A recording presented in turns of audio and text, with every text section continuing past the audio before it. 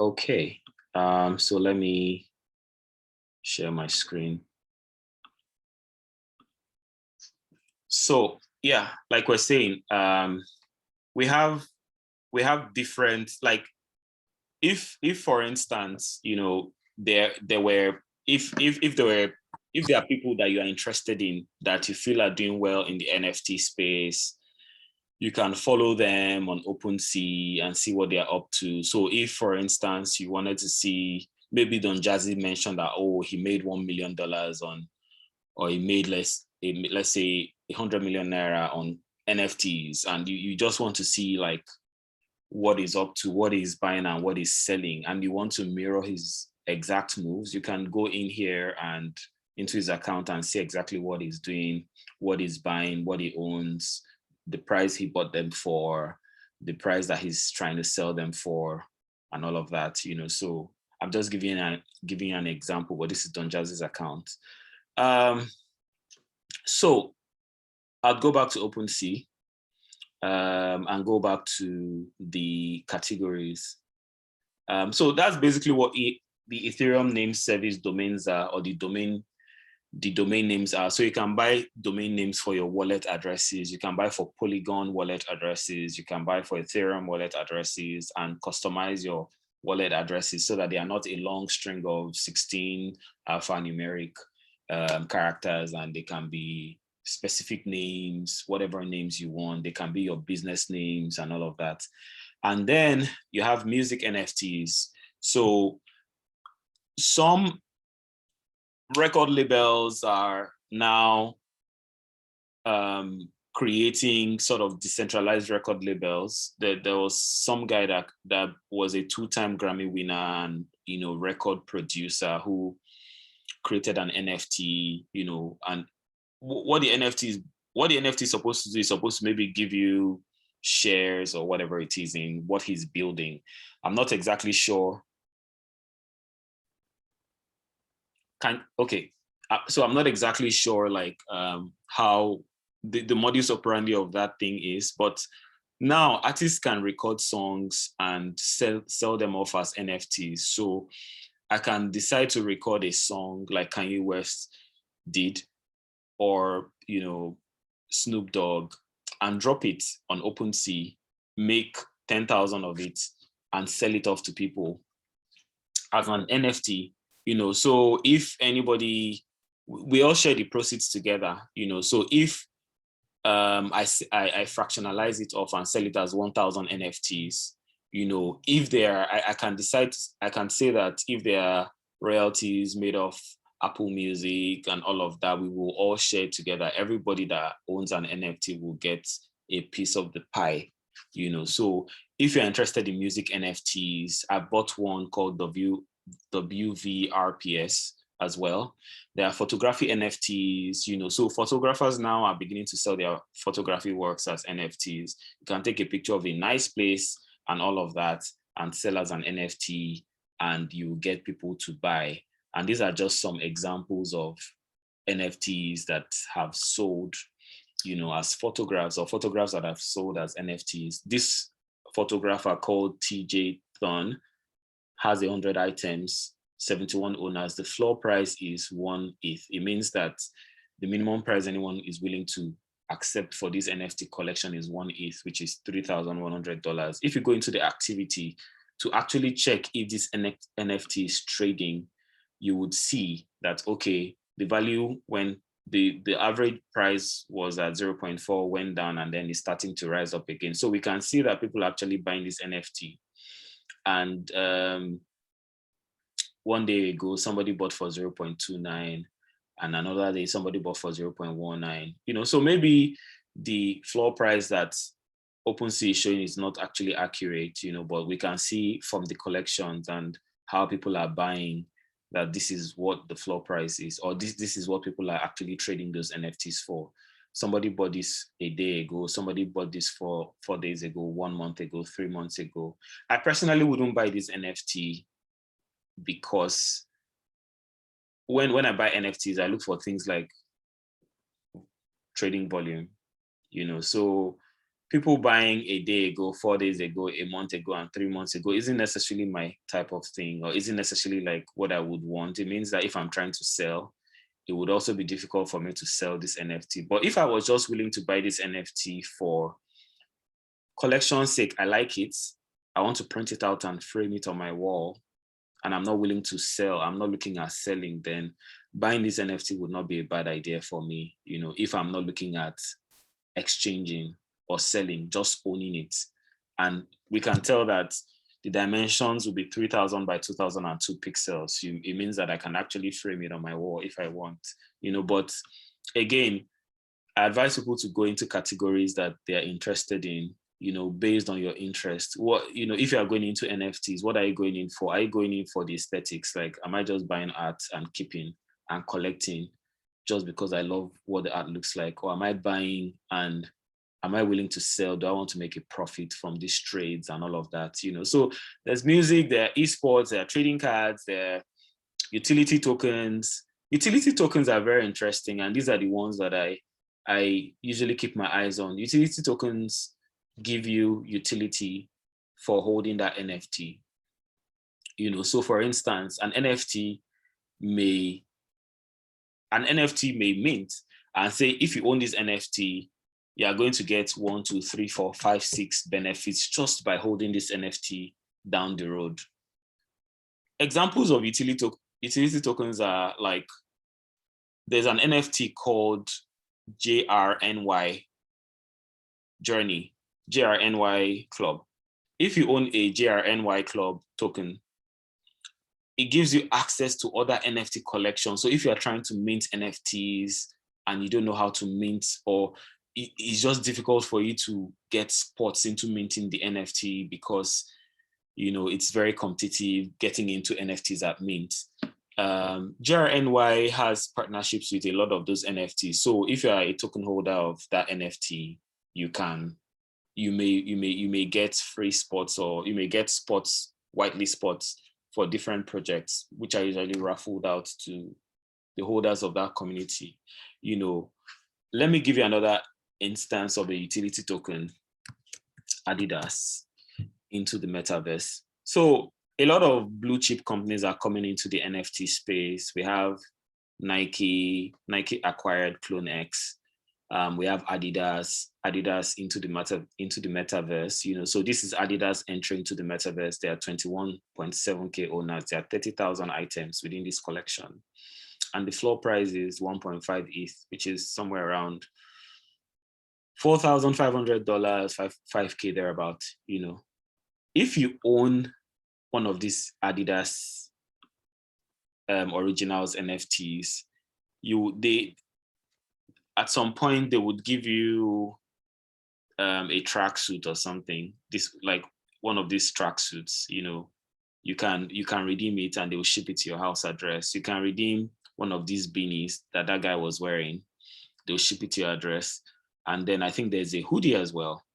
And beyond that, there are also other benefits that Adidas has said the holders of these NFTs would get. So let me take you into another collection, which is called Clonex. So a company called Artifact, RTFKT, got acquired in December by Nike. And Artifact is a studio. They make all kinds of stuff, 3D sneakers and all of that. They were building 3D sneakers for the metaverse, and Nike saw what they were doing and they loved it, so they bought them. And they became Nike's entry into the metaverse. So holders of Artifact Clonex that bought Clonex when it minted at 15 ETH, at 3 ETH. I bought a Clonex as well at 3.8 ETH, which at the time was around $16,000 USD. And right now, the floor price of a Clonex is... Sorry, did you say $16,000 for one NFT? Yeah. Damn, man. And right now, the floor price... This is... The floor price of Clonex is $47,000. $7,000 for one. Yeah, it means if you want to buy a Clonex, this is the cheapest price you can buy a Clonex now. And you may be wondering, who the hell will buy a Clonex for this price? Is anybody buying? Let me show you the activity and show you 7 minutes ago, somebody bought for 61K. Oh my goodness. 21 minutes Look ago, at the somebody bought for calls. 7K. And now The costs are even very, very. Yeah. And these are real transactions. Someone bought for 53K, 47K, 50,000, 8 hours ago, 7 hours ago, and there are different collections like this. Now, for holding a Clonex, the team behind Clonex, Artifact, gave every holder of a Clonex, they airdropped free of charge. If you had a Clonex, you get a monolith. Where is the monolith?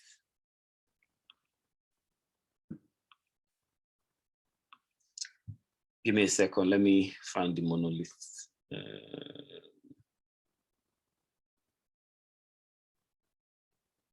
So this is my watch list, my own personal watch list. And these are like NFTs that I'm watching and just seeing what their prices are. So this is a monolith. So every holder of art of that Clonex in January or February got this monolith airdropped free of charge to them. This is the lowest price of a monolith right now is $19,000. So it means that if you had bought a Clonex at 3 ETH or 4 ETH in December at 16K and you held, you didn't sell till now, you would have a total value of worth about $60,000, $70,000 from just holding. And if you decided to sell and liquidate, you probably will be able to sell for around about $60,000. But something that I bought for maybe $12,000, $15,000, $16,000, for the artifact. And there's also another collection called Azuki.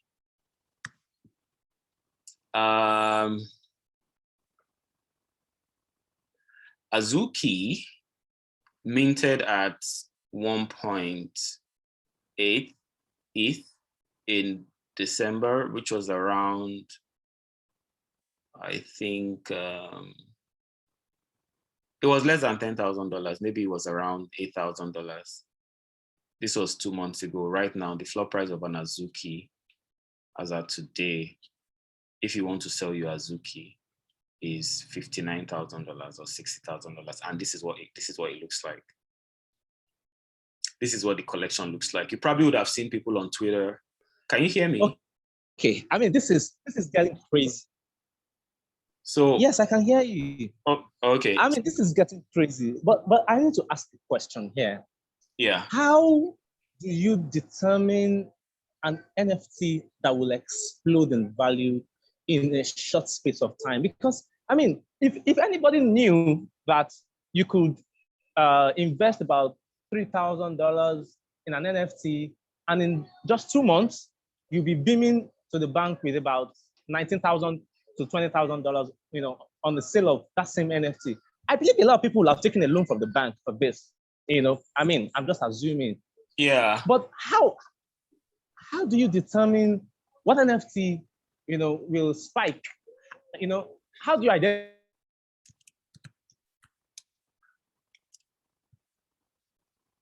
identify look out for? So that's a good question. The truth is that for most of these NFTs, it's difficult to really predict. There isn't a crystal glass. There are certain things that we follow. For those of us that maybe buy NFTs on a regular basis, there are certain things that we follow when it comes to NFTs. One, for me, like the team is very important. So some NFTs start off as anonymous founders, but later the founders would dox themselves. To dox themselves means to reveal their identities to the public. So the Bored Ape Yacht Club started like that. doxed, found, like, nobody, anonymous, no one knew who they were, but then they doxed themselves, or they got doxed, eventually, so the team, who are the people working behind it? What is the track record? Are they do they have integrity, or do they have potentials? What's their track record really? Potentials to rogue. That's one. So the team. The second thing is the art. The NFT projects that have, their prices tanked seriously because the art, people didn't like the art, So some of the sneak peeks they shared seemed lit and all of that, but then by the time they dropped the collection, people were just disappointed. So people were selling, and the price declined. So the same way an NFT can do 3, 4, 40x in a month or in 2 months is the same way it can decline by 90%, especially if people do not vibe with the art and they don't like the art. If the art is good, for instance, DAO that sells, the owner of this project had been existing for years, created a character called Dazzle Disappoints. If you Google Dazzle Disappoints, you see articles, dated far back as 2010. So this collection actually existed, but not in the NFT form. And then the owner decided to go the NFT route and released it. So people are bullish on this because the owner is, one, known, two, track record exists, three, a lot of people liked the art, just this one-eyed, 3D characters and all of that you can use as, your profile picture. If you look at my profile picture, you'd find a DAO Dazzle as one, So they just look cool and, interesting. And some people may not like this, so they may not necessarily want to buy this. Some people like it. The same way, the doodles, because of the art, blew in price. A lot of people liked the fact that doodles were very colorful and, they had these cartoonish characters. And rather than using my own profile picture as a doodle, as my own profile picture or my own real picture as my own profile picture, I can use a doodle as my profile picture. Again, people collect NFTs for different reasons. Some people use it as a means to just show their status, So for most of the people that hold a Bored Ape Yacht Club is for status, Let me show you the price of a Bored Ape. So for most of people that own it, but like you find footballers like Neymar, remove his picture and then use a Bored Ape Yacht Club. It's like driving a Maserati or driving a Lamborghini or something. You driving a noisy car in a quiet neighborhood. You want people to know that you're driving or you're passing through. It's a status thing. So for some people, buying an NFT like the Bored Ape Yacht Club is just flexing. It's a status thing. To show that maybe I've arrived, or I have money, I'm okay, or just I like the art, basically, they flex it on their profile pictures. The floor price of a Bored Ape is 107 ETH. And if we check the activity, you can see the last Bored Ape that was traded, when it was traded and how much it was bought for. So 3 hours ago, somebody bought a Bored Ape for $328,000. 3 hours ago, somebody bought for $335,000. 4 hours ago, somebody bought for $354,000. So you can find that people are actually, even though these things are priced at over $300,000, people are buying and selling, for different reasons. Some people are trading. They buy when it's low, they sell when it's high, they make 20,000 gain, keep it in their pocket. Or some people, just for the flex, they buy it and they keep it and they're not willing to sell it. Or for some people, for the utility that the Bored Ape Yacht Club would give. Bored Ape Yacht Club recently like dropped the ape tokens. And if you owned one of these Bored Apes, and they could verify it on the blockchain that you were the owner, not that you just went to right click, save the picture, and you think you have a Bored Ape. It shows on the blockchain if you're the owner of the Bored, the Bored Ape.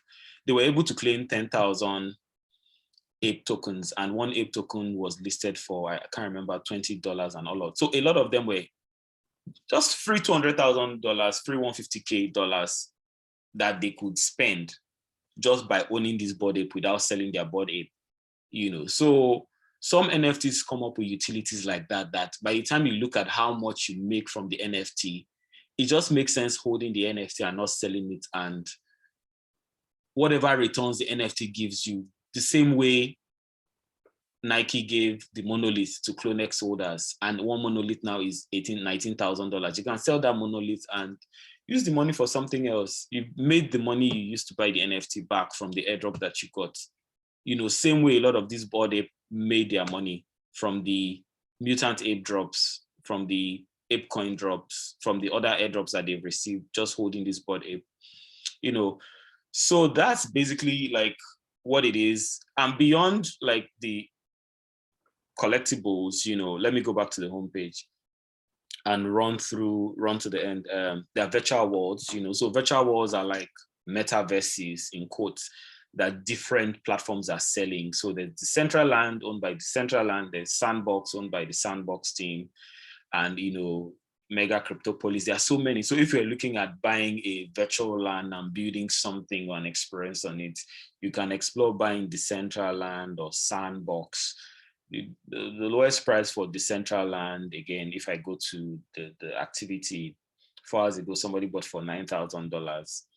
Somebody bought for $12,000. So that you can get, if you want to buy a virtual land today, you can actually buy one right now for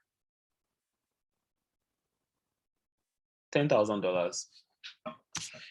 I'll take you into a tool that I use very quickly because I know we don't have a lot of time, called IC Tools. And we can go into a collection and see where people are making money from. So when you go into IC Tools, you can actually see that you can see trending NFTs. I can sort it out by 1 day, 12 hours, 1 hour, 30 minutes, and all of that, and see, okay, World of Women is actually trending now. And it's going by 3%. I can see all kinds of NFTs. Now, if I go into World of Women, I can see like holders. I can see transactions. I can see an overview of the whole market. From what I see, it looks like it's trending downwards. From World of Women Galaxy, this minted yesterday, and this was for people that owned World of Women. One World of Woman NFT now is at, I think, somewhere around $30,000. So, but this one, the Galaxy is 1.4. 24 hours volume, 13K ETH. What volume? And then I can see like the sales floor price, the average price, and if I want to buy this, I know that I can look at this data and decide if I want to jump in or not. But let me go into something interesting. I can go into the holders. Sorry, please, Temitaya, please mute. Temitaya Kwam, thanks. Please go on, sir. Okay. Let me see. 1 second. Okay. Yeah. So these are. So this is a collection. I see that there are 7,691 unique holders. There's a circulating supply of 15K. Holders over time have grown. Holder distribution, 1%. People, 68% own one, and some 0.07% own above 50. And then I can also see like the trades. So this person owns 69, this person owns 60, and all of that. I can see what wallets own a lot. And I can decide to go into these different wallets, like this Wincode, for instance. If I decide to go into his wallet, I can see how much his entire portfolio is worth. So I see these Wincode. Okay, yeah. So I can see this Wincode has 3.5 million portfolio in NFTs within his NFT collection, which is sales floor price, yeah. But if I check the average, his portfolio is worth around $4 million. So if I go into his activity, I can see what he's buying. I can see what he's minted. So he minted like several women of World of Women Galaxy and all of that. I can go into his portfolio and see what he's done. I can decide that I don't want to show mints, you know, and then I can see other things that he's done, you know. So it's interesting. There's also a way to also track. Let me go back. Outside of this, 1 second.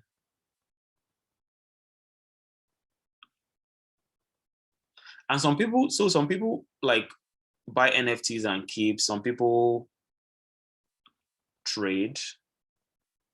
And from this profit leaderboard, we see that Wallet 1 made 42 ETH from just flipping these NFTs. So the average buy, he bought around 8, and the average sell was around 50 ETH, and he made 42 ETH in profits, you know. And these other wallets, maybe average buy of 13.2, sold at 40 ETH, made 20 ETH in profit. So some people get into the NFT game just, you know, long-term hold, they just hold it and all of that. But some people flip. So if I check out one of these guys, let me pick this number 3 guy that made 18 ETH. Average buy was 1.58. He sold at 20 ETH. I can go into, you know, his account to see exactly what he did. So I see that he bought 17 hours ago. He bought a World of Woman for 1.5 ETH. He bought another World of Woman for 1.5 ETH, and he bought another one, and he sold one for 20 ETH. The one that he sold for 20 ETH may have been a very rare NFT that somebody was willing to pay 20 ETH for. For these WOW 1558, you know. So now for this WOW, if we check this transaction, WOW 15580, I see that it was minted 17 hours ago. Price 1 ETH. Somebody bought it for 1.58 ETH. The person that we're looking at, the person that bought it for 1.58 ETH sold it 5 hours ago. He bought it 16 hours ago for 1.58, sold it 5 hours. The person that bought it for 20 ETH sold it an hour ago for 40 ETH to somebody else. This was an NFT that minted 17 hours ago and sold at 40 ETH. This must be a very rare NFT. So if we go to the owner who bought this NFT at 40 ETH, we can go into the person's wallet and go into some of the transactions he's done and all of that.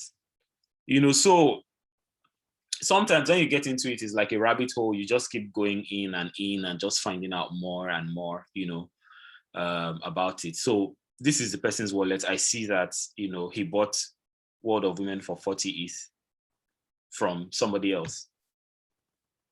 So it means that if you were the one that bought at 20 and you sold at 40, you had made 20 ETH. And if you're the one that bought at 1.58 and you sold for 20 ETH, you had made like 18.5 ETH. And if you're the one that minted it and sold it at 1.58, you made 0.58 ETH. So can you imagine that? What a world. Yeah. So from what I see, we have 10 minutes more. So I'll just pause from here. And yeah. Oh, wow. Awesome. It's wow. It's a lot. There's a lot, you know, there's a lot to say. There's a lot to talk about within this space, but you know, 1 hour can never be enough. All right. So I think we need to maybe schedule another time, you know, to have a deeper, you know, to have a master class on NFTs and the metaverse properly. I mean, there are so many areas that need to be touched, so many things we need to explore. You know, I'm sure a lot of people have questions. I'm afraid we may not be able to take more than 2 questions today. So please, if you have a question, please raise your hand so that I can call you. I'm only going to call as, you know, in the order of how the hands came up. Okay, Michael Yeye is one person. Another person wants to ask a question. Please let me see your hand. Just raise your hand. Another person has a question. Let me see your hand. Wait. Any other question before we call this a day? Come on. Okay. MDD has a question. Okay, I'll just take these three: Michael Yeye, MDD, and T-Pump-P5 FX. All right. So let's go first with Michael Yeye. Please unmute and speak. All right, thank you very much. This was so insightful. Thank you, the host, and thank you, Mr. Shegun, as well. All right, I have two questions basically. The first one is that the Discord. Well, it's not like a question. I just don't really understand that Discord. This Discord, what the whole thing is all about. I have OpenSea as well. I took interest in the NFT, a couple of weeks ago, and I'm really, really willing to go to the extra lane. But what I've come to find out is that it's so wild. So a newbie like me, I don't know where to look, where to go. I'm a reader, but then I can't read everything. I'm a crypto guy as well. So, and I have other things I'm doing. So, what would be the suggestion, like to guide? Then, as regards to the Discord, because from what I've learned, like the Discord is quite important to it. I don't know if that is true. Maybe you can debug that. Or so that is the first question. Then, secondly, I also want to ask about the security. Then, as regard to cyber theft. Why am I asking this? Because I received quite, I think like 3 messages on my Instagram. Someone trying to send me a message about whitelist. I don't, because I'm a newbie, so I don't know.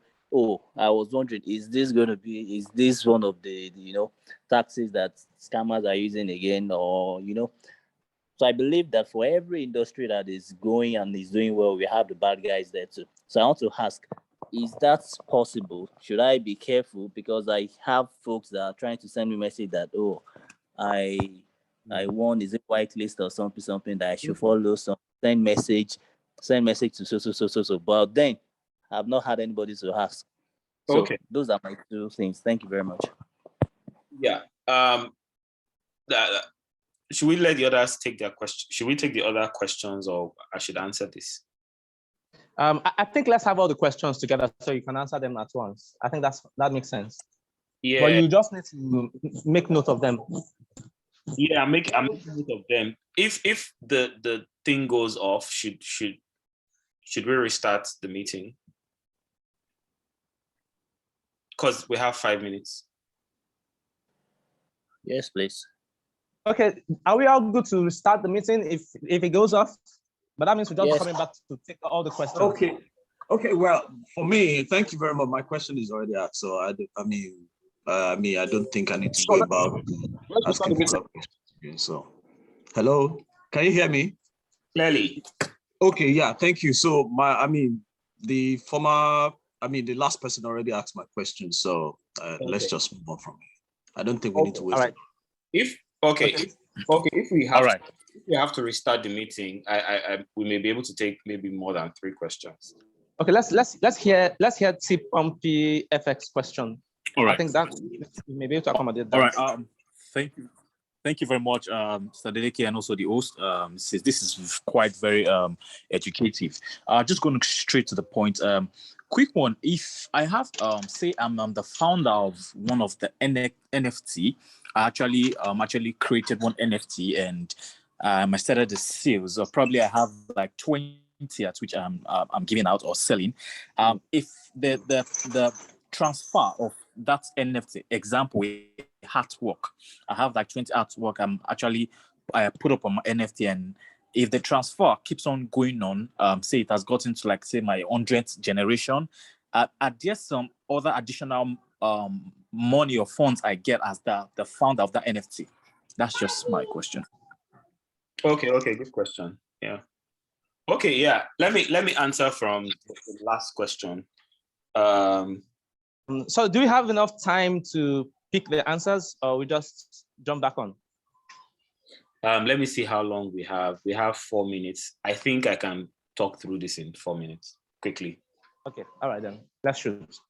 Okay, so for the last question, if you are the founder of an NFT collection, one of the reasons why artists like the NFT space is that they make residual income.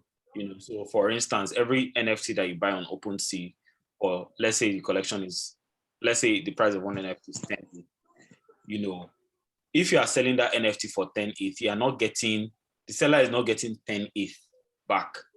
The seller is, some deductions will be made. So OpenSea will take 2.5% in terms of transaction charges, because you pay gas. Gas may be from $10 to $100, depending on what the gas fees are at the time, too. And thirdly, you would also pay royalty fees. 99% of the NFT collections collect royalty. Royalty fees can be from 5% to 10%, per, it means that as long as the creator of that NFT puts royalty fees, and as long as people are trading that NFT, they'll be making money for life, basically, as long as people are trading that NFT. For instance, Gary V owns, a popular guy, I don't know if you know him, Gary V owns an NFT called V Friends. And one day on one of his videos, he said that he slept and woke up the next day and he's made $200,000 just from royalties, just one night. So that's very possible. So if there are a lot of transactions happening in your NFT collection and people are buying and selling, let's say you listed it at 1 ETH, 1 ETH is $3,000, and somebody bought it and sold it at $30,000, and you have stated in the contract 7.5% or 10% per sale comes to me, it means that you sold it at 1 ETH because you created it, somebody bought it at 3 ETH, now somebody sold it at 30 ETH, 10x, you get 3 ETH just from that transaction because the person sold it. And if the person that sold it sells it to someone else for even less, you will still get your money, so you would make residual income just owning a collection, it's like money for life. And then to answer the first guy, he talked about the importance of Discord. Not every NFT requires Discord. Some NFT collections, do not need to be on Discord. Discord is just a community where people come into and they, you get the latest information and all of that. If your NFT collection or the one you're interested in has a Discord account, it makes sense to join Discord, join their community and see what they're up. If they don't have a Discord, there's no need for you to be on Discord. If a new project is going in on Discord and you want to be part of the project, then it makes sense to jump into their community on Discord and see what they're about. Cybersecurity is a major issue. You'll find a lot of scammers reaching out to you, asking you to mint. You have to open your eyes, which is why you have to follow the official channels of the NFT projects that you're following. You have to be very careful in this space. There's a lot on security, that you have to be cognizant of, so that you don't get scammed and you don't lose your valuables, your NFTs and all of that. I think I was able to answer all of that, but maybe not in depth as I would love to, but we don't have a lot of time. Hello.